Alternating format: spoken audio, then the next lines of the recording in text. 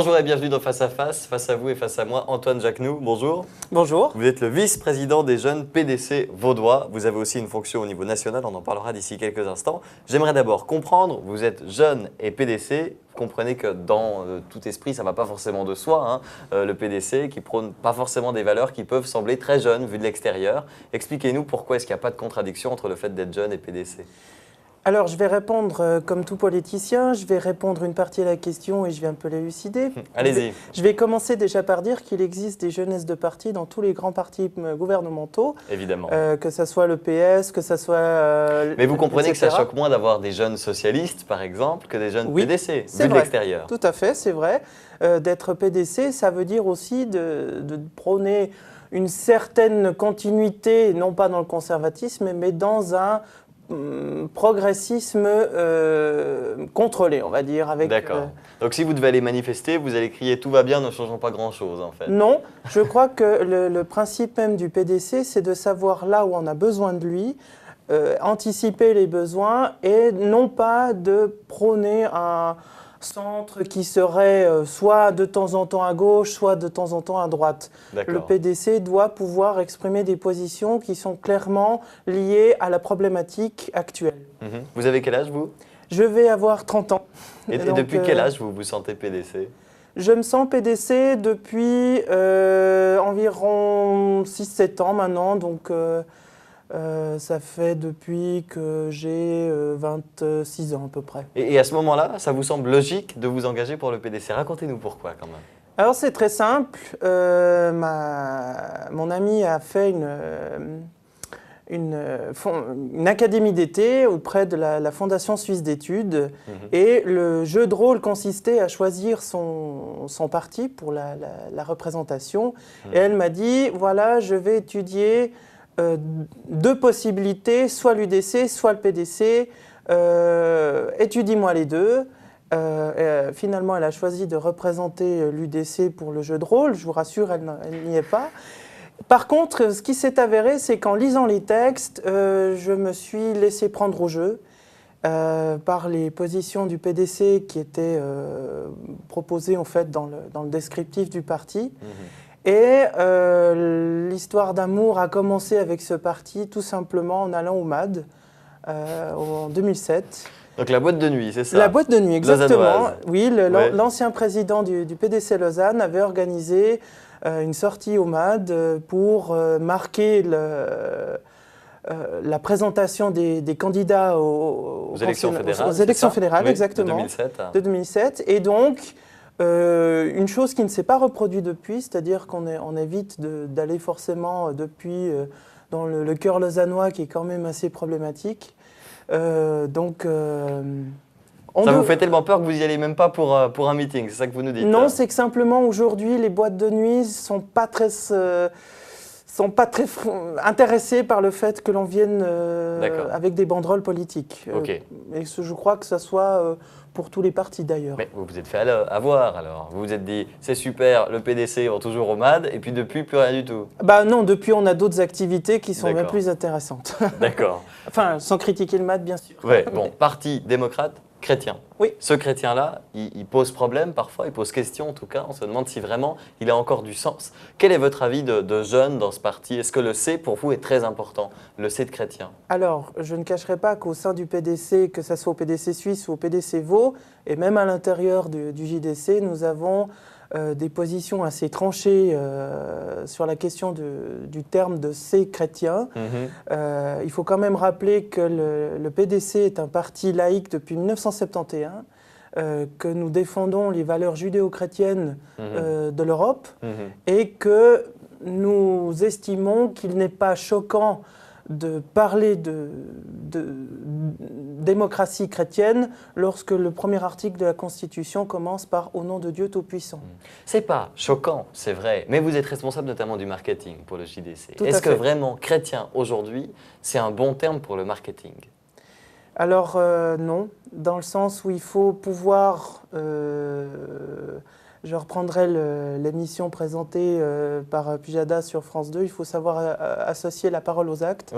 Dans le sens où c'est vrai qu'être chrétien, ça ne veut pas simplement dire revendiquer la Bible. Il faut savoir aussi pratiquer une certaine ouverture, une certaine réflexion qui peut parfois se dire que le terme chrétien, en plus, j'ai envie d'être provocateur, aujourd'hui le terme de chrétien ne veut plus rien dire.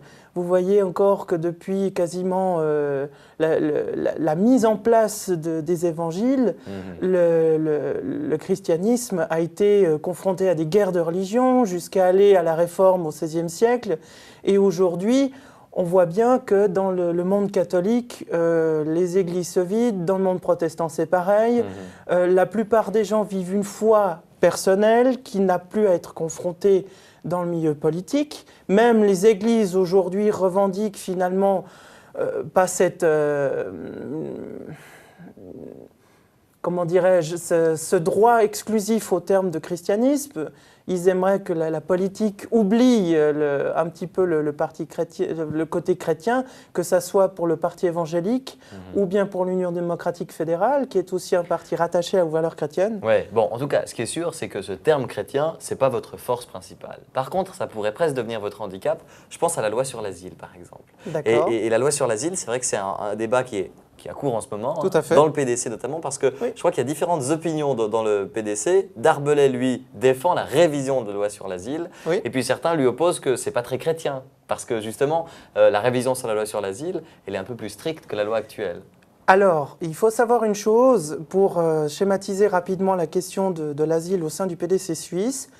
Le PDC suisse, la plus grande majorité, ça représente quand même 88% des délégués lors de l'Assemblée des délégués dernièrement, ainsi que le JDC suisse qui s'est également prononcé à Stans dernièrement. Donc les jeunes démocrates chrétiens. Les jeunes démocrates chrétiens suisses ont revendiqué en fait le oui en faveur de cette modification d'urgence, ces mesures d'urgence. Non pas parce que nous estimons que la loi actuelle est moins, je dirais, sélectionnatrice, comme on aurait pu voir avec les propos de Freisinger en disant il faut absolument dénoncer les enfants qui n'ont pas de papier pour aller à l'école. C'est pas ça qu'on revendique. Et j'espère pour lui qu'il a fait un buzz malheureux, parce que sinon sa carrière va en prendre un sérieux coup. Bon, ce ne serait pas le premier buzz malheureux. Ce serait pas le buzz et manifestement, ces buzz malheureux ça a l'air de lui faire du bien. Ne portent pas ombrage à sa carrière. Ça, c'est vrai. Après, le Valais est un canton encore bizarre. Bon.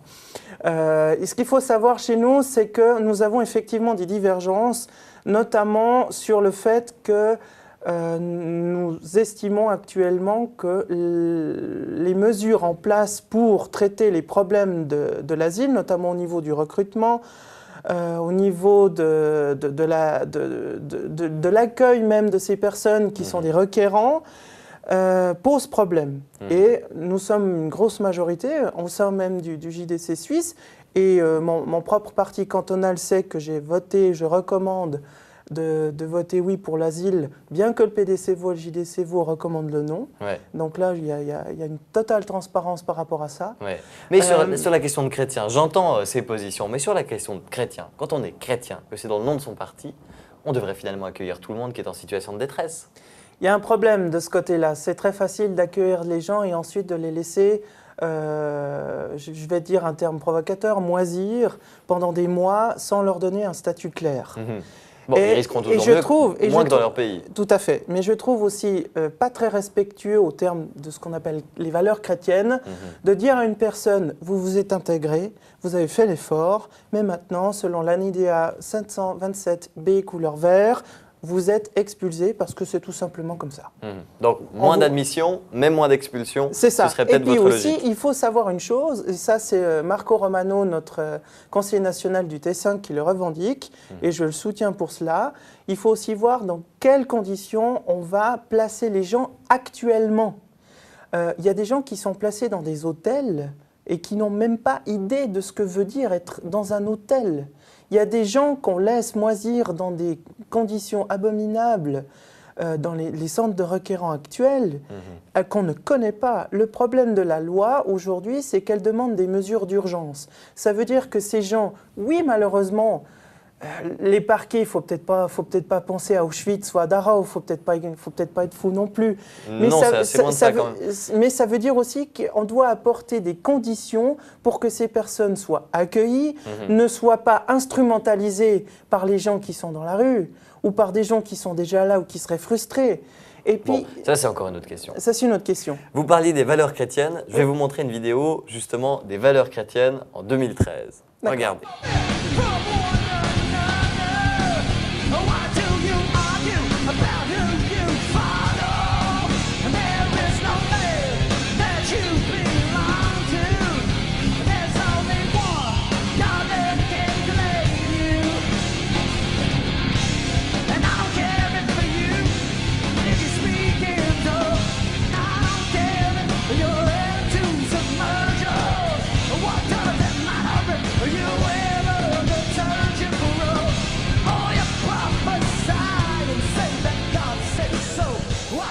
Vous avez donc ici un clip de métal, mais de métal chrétien.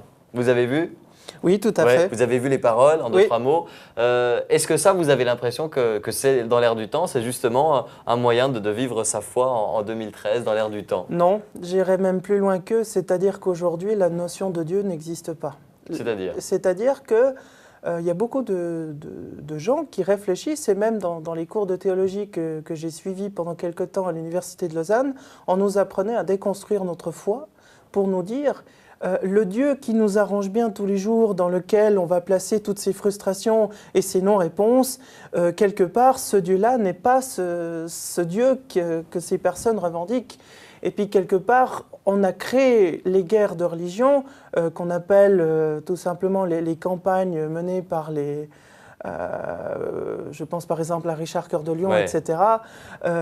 Au nom de Dieu, on a massacré des gens. Et aujourd'hui, on remarque aussi... Au nom de Dieu, on massacre toujours des gens. C'est voilà. plus les mêmes personnes, c'est plus dans les mêmes camps, mais ça reste ça une constante, malheureusement. Et je pense que nous avons aussi besoin de savoir que nous appartenons à une patrie, nous appartenons à un pays qui a une histoire. On ne peut pas simplement faire table rase. Je discutais encore avec un ami dernièrement qui me disait « Le jour où le pays qui s'appelle la Terre existera n'est pas encore arrivé, malheureusement. Je vous écoute, je vous entends parler des guerres de religion, de votre parti, développer une vision politique. Il ne faut pas oublier que vous êtes jeune. Et du coup, je me dis, est-ce que vraiment vous êtes en phase avec les autres jeunes que l'on croise dans la rue, les jeunes qui applaudissent Nabila, qui passent leur journée sur Facebook? Est-ce que vous vous sentez quelque chose de commun avec eux, mis à part manifestement un âge à peu près identique?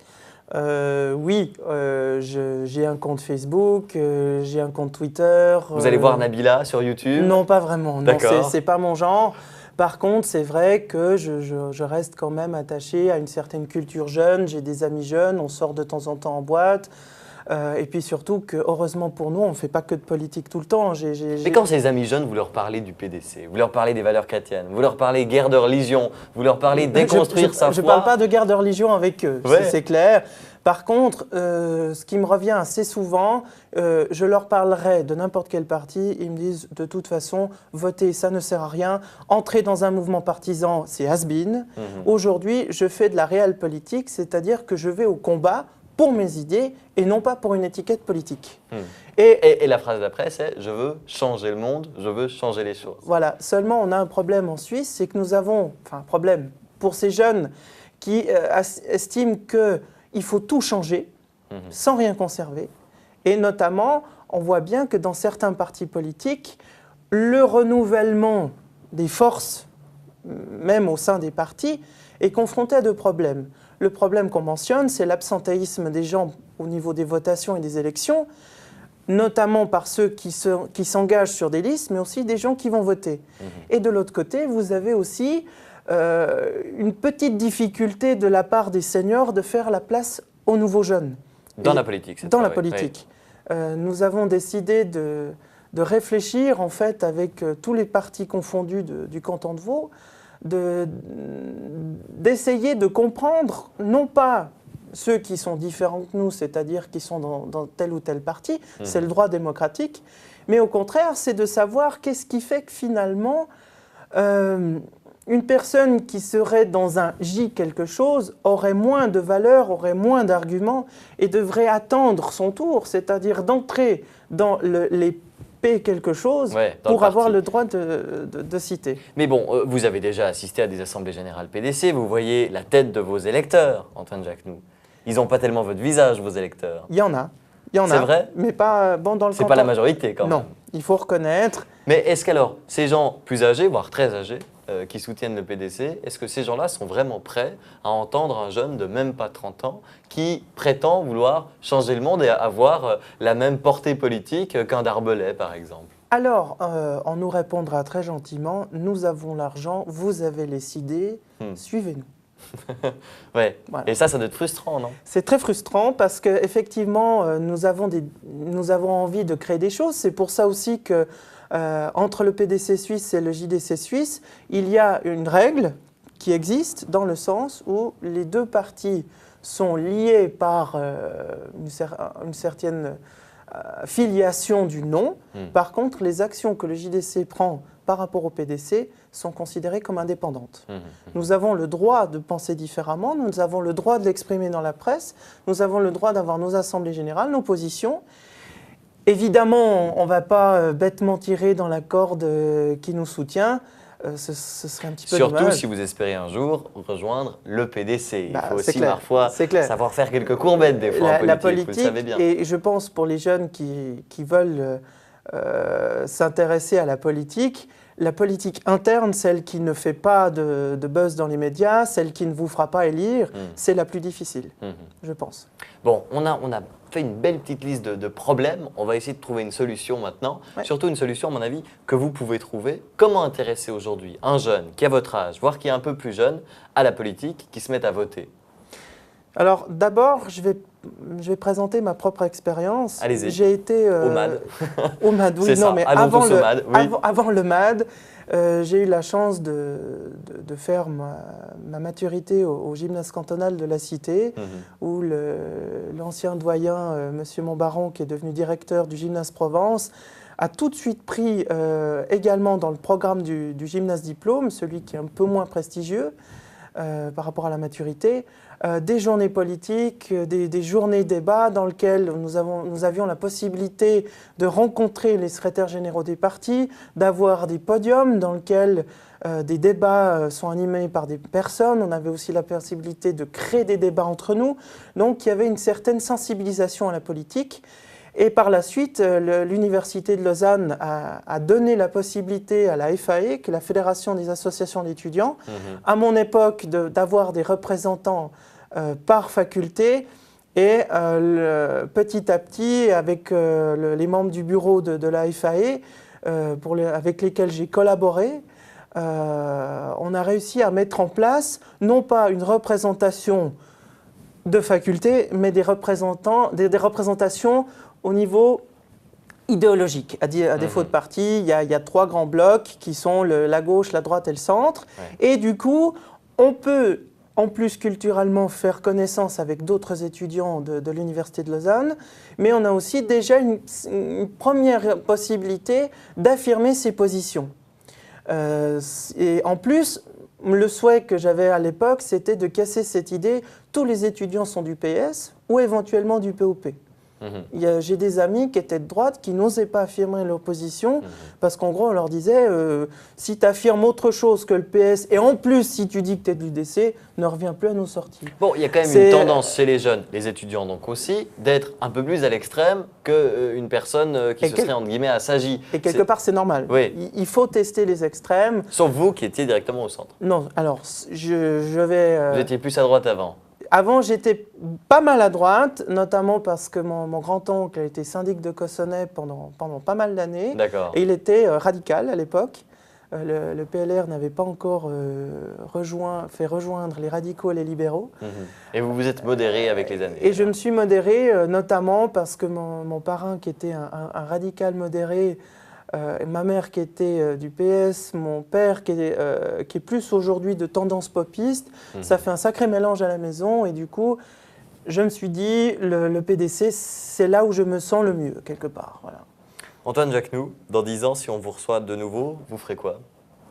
Alors, j'aurais terminé mon master en ingénierie des services à la HESSO. Mais vous allez travailler ou vous allez essayer de devenir politicien professionnel? Alors, politicien professionnel, il faut casser un mythe tout de suite, ça n'existe pas en Suisse. Par rapport Quand à la on parle de France. Darbelay, par exemple. Oui, mais attention, il ne faut pas oublier que les conseillers nationaux touchent un jeton de présence qui peut aller de 130 à 180 000 francs par an, suivant le nombre de commissions que vous avez. Tous ceux qui travaillent dans l'ombre, tous ceux qui sont dans des partis, même moi qui suis au niveau du comité directeur du JDC Suisse, tous mes amis et collègues, que ce soit François Mélan qui a fait une campagne énorme au niveau vaudois et aussi sur Morges, tout ce temps, cet investissement est purement bénévole. Oui. À tel point aussi que ça, pour des jeunes qui ont besoin de faire des petits boulots pour assurer leurs études, ils disent, mais attends, travailler en politique, c'est bien, mais en gros, combien tu payes? Et malheureusement, leur réponse, c'est du temps bénévole. Voilà, donc... Mais il y en a quand même. C'est finalement, si on le fait plus par passion que par argent, c'est pas forcément un mal pour la société. Oui, on peut dire ça. Bon, donc dans 10 ans, a priori, on vous retrouve comme employé d'une entreprise et non pas comme politicien au Conseil national. C'est ce que vous nous dites? L'avenir n'est fait que d'incertitudes et en gros, l'avenir n'est jamais écrit. Ça, c'est une vraie réponse de politicien professionnel. Très bien. Je l'ai vu dans un film que j'aime beaucoup, Ouais. mais je pense qu'aussi, il faut savoir se laisser un peu de marge, notamment dans 10 ans, peut-être que j'aurais quitté la Suisse, peut-être que j'aurais changé tout simplement de canton, et la politique, on le voit bien, que ça soit... au sein du PDC, mais aussi dans d'autres partis, suivant dans quel canton vous êtes, vous avez beau être du même parti, vous n'avez pas les mêmes chances de réussir. Bon, on vous suivra, Antoine Jacquenoux. Merci Avec beaucoup plaisir. d'être venu. Mais de rien, merci.